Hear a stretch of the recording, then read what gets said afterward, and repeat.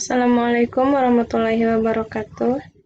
Saya Yunisa Hatifah. Di sini saya akan sedikit menjelaskan mengenai hukum Kepler. Dalam tata surya, apakah bumi yang mengelilingi matahari atau matahari yang mengelilingi bumi? Nah, untuk masalah ini dijelaskan dan dibuktikan oleh hukum Kepler.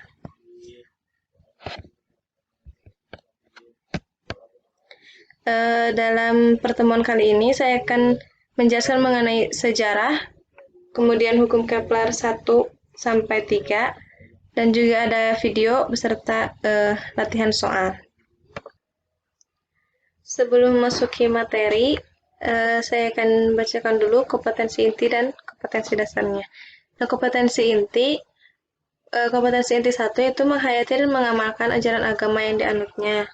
Kompetensi inti kedua, menghayati dan mengamalkan perilaku jujur, disiplin, tanggung jawab, peduli, santun, responsif, proaktif, dan menunjukkan sikap sebagai bagian dari solusi atas berbagai masalah dalam berinteraksi secara efektif dengan lingkungan sosial dan alam serta dalam menempatkan diri sebagai cerminan bangsa dalam pergaulan dunia. Kompetensi inti yang ketiga yaitu memahami, menerapkan, menganalisis pengetahuan faktual, konseptual, prosedural berdasarkan rasa ingin tahunya tentang ilmu pengetahuan, teknologi, seni, budaya, dan humaniora dengan wawasan kemanusiaan, kebangsaan, kenegaraan, dan peradaban terkait penyebab fenomena dan kejadian, serta menerapkan pengetahuan prosedural pada bidang kajian yang spesifik sesuai dengan bakat dan minatnya untuk memecahkan masalah. Kemudian kompetensi inti yang terakhir yaitu mengolah, menalar, dan menyaji dalam ranah konkret dan ranah abstrak terkait dengan pengembangan dari yang dipelajarinya di sekolah secara mandiri dan mampu menggunakan metode sesuai kaidah keilmuan. Kemudian ada kompetensi dasar. Yang pertama yaitu menyadari kebesaran Tuhan yang menciptakan dengan mengatur alam jagat raya melalui pengamatan fenomena alam fisis dan pengukurannya. Dari kompetensi dasar ini diturunkan menjadi indikator menunjukkan kekaguman akan kebesaran Tuhan yang menciptakan alam semesta, khususnya yang terkait dengan keteraturan gerak planet dalam tata surya. Kemudian yang kedua, menunjukkan perilaku ilmiah, yaitu memiliki rasa ingin tahu, objektif, jujur, teliti, cermat, dan yang lainnya. Nah, kompetensi dasar yang kedua ini diturunkan menjadi 2 indikator, yaitu menunjukkan sikap rasa ingin tahu dan jujur dalam mengumpulkan dan menganalisis informasi tentang hukum Kepler, ya ini mohon maaf, menunjukkan sikap kritis dan bekerja sama dalam melakukan diskusi kelompok. Kompetensi dasar yang ketiga yaitu mengevaluasi pemikiran dirinya terhadap keteraturan gerak planet dalam tata surya berdasarkan hukum-hukum Newton. Indikatornya menganalisis hubungan jarak planet ke matahari dan periode revolusinya. Dan kompetensi dasar yang terakhir itu menyajikan data dan informasi tentang satelit buatan yang mengorbit bumi dan permasalahan yang ditimbulkan. Hukum Kepler ditemukan oleh Johannes Kepler yang merupakan seorang matematikawan dan astronom asal Jerman. Sebelum Kepler mengemukakan hukumnya tentang gerak planet yang mengelilingi matahari, manusia zaman dahulu menganut paham geosentris, yakni paham yang membenarkan bahwa bumi adalah pusat alam semesta. Menurut Claudius Ptolemus, seorang astronom Yunani, bumi berada di pusat tata surya dan matahari beserta planet-planet mengelilingi bumi pada lintasan melingkar.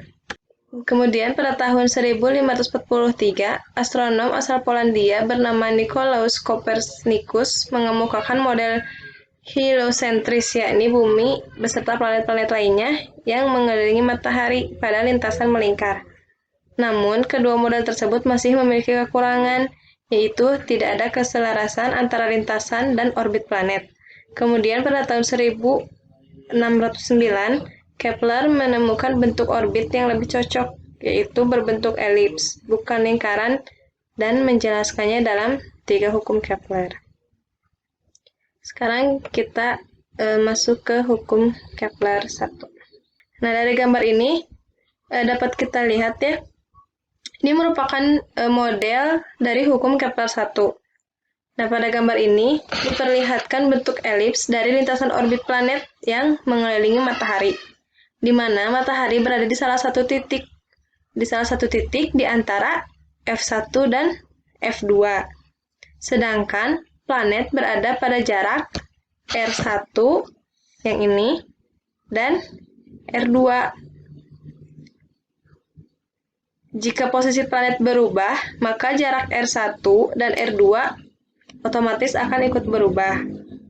Nah, jarak A ini merupakan sumbu semi mayor dan jarak 2A disebut mayor, jarak B disebut semi minor, dan jarak 2B disebut minor. Sedangkan jarak C dari titik pusat merupakan titik fokus di mana C kuadrat sama dengan A kuadrat ditambah B kuadrat. Bentuk elips orbit ditemukan oleh eksentrisitas elips tersebut. Nah, semakin kecil eksentrisitasnya, maka bentuk elipsnya akan mendekati bentuk lingkaran. Dan sebaliknya, bila eksentrisitasnya semakin besar, bentuk elips ini akan memanjang dan menipis, jadi mendekati, jadi kayak pipih gitu. Nah, jarak merupakan perbandingan dari jarak C dengan jarak A, yaitu E sama dengan C per A. Jadi, eksentrisitasnya itu sama dengan C per A. Nah, nilai eksentrisitas elips lebih besar dari 0 dan lebih kecil dari 1. Ketika planet berada pada jarak terjauh dari matahari, maka pada saat itu planet berada pada titik aphelion. Titik aphelion ini terletak pada ujung kiri elips. Ujung kiri elips ini ya berarti di F1. Nah, ini letak aphelion. Nah, jarak dari aphelion ke matahari dapat dihitung dengan menjumlahkan jarak ini, jarak A, dengan jarak C. Pada ujung kanan elips atau posisi F2 itu namanya perihelion. Yang tadi kan kalau di F1 itu aphelion. Nah, sedangkan yang di F2 itu perihelion. Pada saat perihelion ini, planet berada pada jarak terdekat dengan matahari. Jarak perihelion dengan matahari merupakan selisih antara jarak A dengan jarak C. Jadi perbedaan antara aphelion dan perihelion itu, intinya, kalau aphelion itu penjumlahan dari jarak A dengan jarak C. Sedangkan perihelion merupakan selisih antara jarak A dengan C. Kemudian kita masuk ke hukum 2 Kepler. Nah, ini merupakan model dari hukum 2 Kepler ya. Ketika planet bergerak dari B ke C atau titik aphelion, kecepatan orbit planet lebih kecil atau lambat. Nah, sedangkan ketika planet bergerak dari titik D ke E, ini disebut perihelion, kecepatan orbit planet lebih besar atau lebih cepat dibanding dengan aphelion. Dari gambarnya juga bisa dilihat ya perbedaan jarak antara aphelion dan perihelion. Nah, sekarang kita masuk ke hukum 3 Kepler. Hukum 3 Kepler ini dapat dituliskan dalam persamaan T1 kuadrat per R1 pangkat 3 sebanding atau senilai dengan T2 kuadrat dibagi R2 pangkat 3. Nah, di mana ini keterangannya ya, T1 itu sama dengan periode planet pertama, T2 planet kedua, R1 jarak planet pertama dengan matahari, R2 jarak planet kedua dengan matahari. Nah, selanjutnya di sini ada video yang mengenai tata surya atau fenomena yang berkaitan dengan hukum Kepler.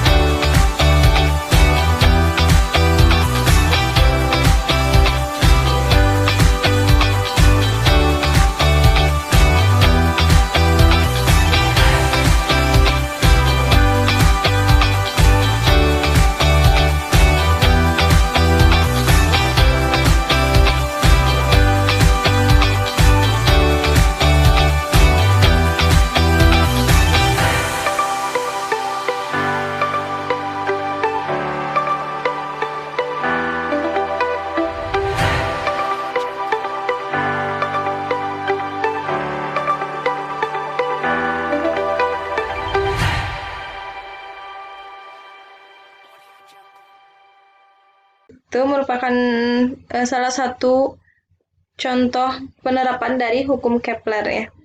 Nah, dari video tersebut dapat menjawab pertanyaan ini ya. Dalam tata surya, apakah bumi yang mengelilingi matahari atau matahari yang mengelilingi bumi? Nah, jadi jawabannya bumi yang mengelilingi matahari atau planet-planet mengelilingi matahari. Nah, mengapa planet-planet ini mengelilingi matahari selalu stabil dalam orbitnya, gitu, tidak jatuh? Nah, hal ini karena adanya gaya sentripetal, gaya Newton, dan berkaitan dengan hukum Kepler 3 yang telah tadi dijelaskan. Itu merupakan materi secara umum yang mengenai hukum Kepler 1, 2, dan 3. Dan di sini ada beberapa kuis. Ini ada 5 ya. Mungkin cukup sekian yang dapat saya sampaikan. Terima kasih. Wassalamualaikum warahmatullahi wabarakatuh.